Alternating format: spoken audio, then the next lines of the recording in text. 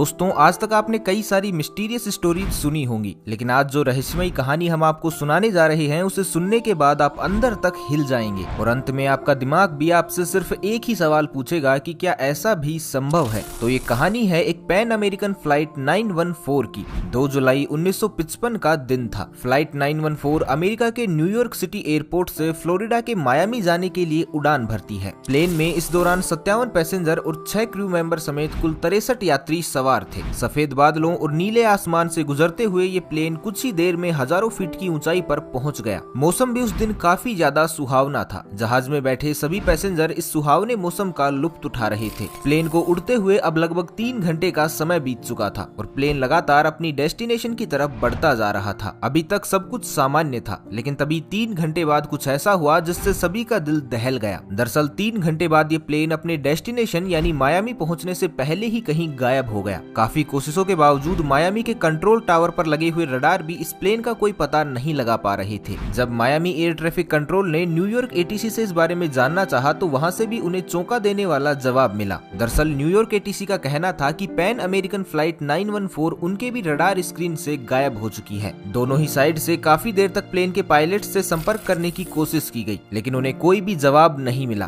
Plane का यूं अचानक से गायब हो जाना सभी के लिए एक बड़ी चिंता का विषय बन गया। काफी देर तक ढूंढने पर भी जब प्लेन का कोई पता नहीं चला तो अधिकारियों ने अनुमान लगाया कि शायद प्लेन कहीं क्रैश हो गया है। इसके बाद इन्वेस्टिगेशन टीम को इस प्लेन को ढूंढने के लिए भेजा गया। प्लेन न्यूयॉर्क और मायामी के बीच अटलांटिक ओशन के ऊपर से ही कहीं गायब हुआ था। ऐसे में कोस्ट गार्ड की एक टीम को भी इस काम में लगाया गया ताकि अगर क्रैश होने के बावजूद प्लेन का मलबा कहीं समुद्र में गिरा हो तो उसे ढूंढा जा सके। इसके लिए काफी दिनों तक सर्च ऑपरेशन भी चलाए गए, लेकिन अफसोस इन्वेस्टिगेशन टीम को ना तो प्लेन मिला और ना ही उसका मलबा। जब काफी दिनों तक प्लेन का कोई सुराग नहीं लगा तो अंत में सरकार ने ये कहते हुए अपना पल्ला झाड़ लिया कि पैन अमेरिकन फ्लाइट 914 क्रैश हो चुकी है। लेकिन सरकार की ये बात लोगों के गले नहीं उतर रही थी, क्योंकि ये प्लेन क्रैश हुआ है इस बात का कोई भी सबूत सरकार नहीं दे पाई थी। और अगर ये क्रैश हुआ भी था तो फिर इसका मलबा कहाँ था। इसके बाद इस केस की फाइल ठंडे बस्ते में चली गई। साल बीतते गए और दिन आया 9 सितंबर 1992 का, यानी इस प्लेन के गायब होने के ठीक 37 साल बाद। जगह थी वेनेजुएला का कैराकस एयरपोर्ट।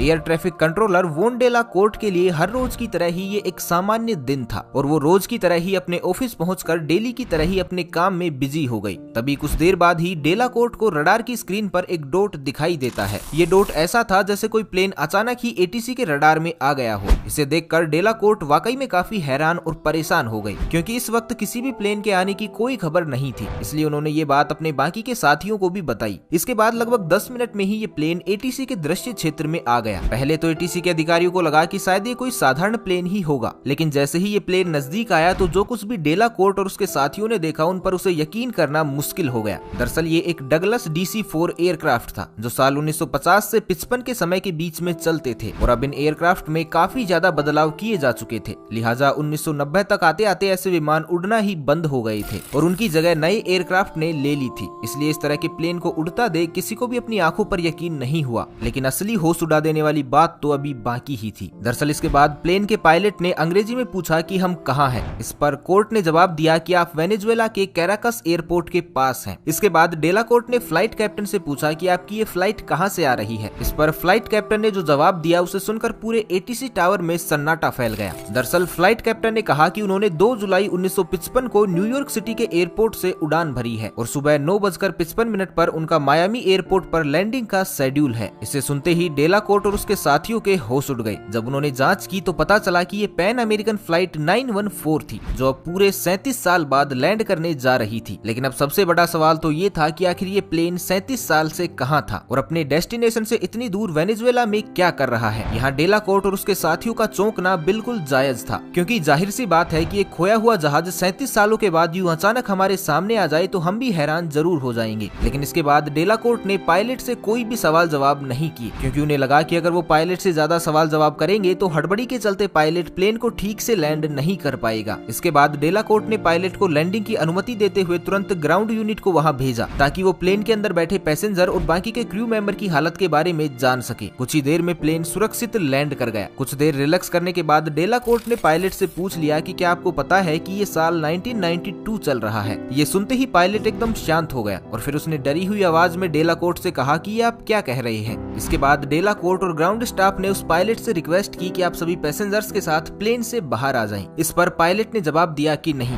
दूर रहिए, अब हम यहाँ से जा रहे हैं, और वो तुरंत ही वहाँ से जाने लगे। लेकिन भागते वक्त पायलट के पॉकेट से एक कैलेंडर नीचे गिर गया जो साल 1955 का था। इसके बाद पायलट ने विमान का इंजन फिर से स्टार्ट कर दिया और बिना टेक ऑफ क्लियरेंस का वेट किए प्लेन को रनवे पर दौड़ाते हुए टेक ऑफ कर गया। टेक ऑफ करने के कुछ ही देर बाद ये प्लेन एक बार फिर से एटीसी के रडार से ठीक उसी तरह से गायब हो गया जैसे साल 1955 में हुआ था। ये देखते ही एटीसी को एक बार फिर से झटका लगा। उन्हें कुछ भी समझ में नहीं आ रहा था कि कैसे एक प्लेन 37 साल बाद आया और आने के कुछ ही देर बाद ये एक बार फिर से गायब हो गया, और एक बार फिर से ये कुछ इस तरह से गायब हुआ कि आज तक भी इसका कोई भी सुराग नहीं लग पाया है। आखिर ये प्लेन कहां से आया था और कहां चला गया? इस प्लेन का यूं रहस्यमयी तरीके से गायब हो जाना आज भी एक बड़ी चर्चा का विषय है। दोस्तों, अब इस रहस्यमयी घटना को जानने के बाद आपका दिमाग भी यही सोच सोच कर चकरा रहा होगा कि आखिर ऐसा कैसे संभव है। तो परेशान मत होइए, क्योंकि हम भी आपकी ही लिस्ट में शामिल हैं। हमें भी ये समझ ही नहीं आ रहा कि आखिर ये प्लेन 37 सालों तक कहां था, और अगर ये आसमान में भी कहीं उड़ रहा था तो 37 सालों तक उड़ने के लिए इसे फ्यूल कहां से मिला? साल 1985 में वीकली वर्ल्ड नाम की एक पत्रिका ने रिडल ऑफ फ्लाइट 914 के टाइटल के साथ इस घटना को सबसे पहले कवर किया था। जी हाँ, बिल्कुल सही सुना आपने। साल 1985 यानी प्लेन के वापस अपीयर होने के 7 साल पहले ही इस घटना को कवर कर लिया गया था। अब किसी चीज के होने से पहले ही उसके बारे में एग्जैक्टली वही खबर छाप देना, ये बात हमारी समझ से तो परे है। इस पत्रिका में कहा गया था कि एक प्लेन टाइम ट्रेवल करते हुए समय से 37 साल आगे निकल जाता है और फिर वापस आकर लैंड भी करता है। सिर्फ इतना ही नहीं, बाद में साल 1993 और 1999 में दोबारा इस खबर को अलग अलग डिटेल्स के साथ रिपब्लिश भी किया गया था। लेकिन यहाँ चौंका देने वाली बात ये थी कि पब्लिकेशन ने आई विटनेस यानी कि एयर ट्रैफिक कंट्रोलर वोंडेला कोर्ट की फोटोग्राफ दोनों ही बार अलग अलग यूज की थी। साथ ही ये भी कहा गया कि पायलट और कंट्रोल टावर के बीच हुई कॉन्वर्सेशन की ऑडियो रिकॉर्डिंग भी सबूत के तौर पर सरकार को उपलब्ध करवाई गई है। लेकिन ऐसा भी कहीं नहीं था। वहीं कुछ लोगों का मानना है कि पैन अमेरिकन फ्लाइट 914 के गायब हो जाने और फिर 37 साल बाद वापस से लौट आने जैसी कोई घटना कभी घटी ही नहीं थी। ये महज एक अफवाह थी जिसे इस पत्रिका और कुछ लोगों के द्वारा मिलकर इस तरह से तैयार किया गया था ताकि सुर्खियां बटोरी जा सकें। बाकी इस बात में कहीं भी कोई सच्चाई नहीं है। तो दोस्तों, आपकी इस बारे में क्या राय है? क्या ऐसा वाकई में संभव है कि कोई प्लेन टाइम ट्रेवल करते हुए गायब होने के 37 साल बाद वापस से आ जाए, या ये महज एक अफवाह मात्र थी? हमें कमेंट करके जरूर बताइएगा। बाकी आज के लिए तो बस इतना ही। मिलते हैं एक नई वीडियो के साथ। तब तक के लिए खुश रहे, मस्त रहे, हंसते रहे। भगवान करे आप सभी का दिन शुभ हो।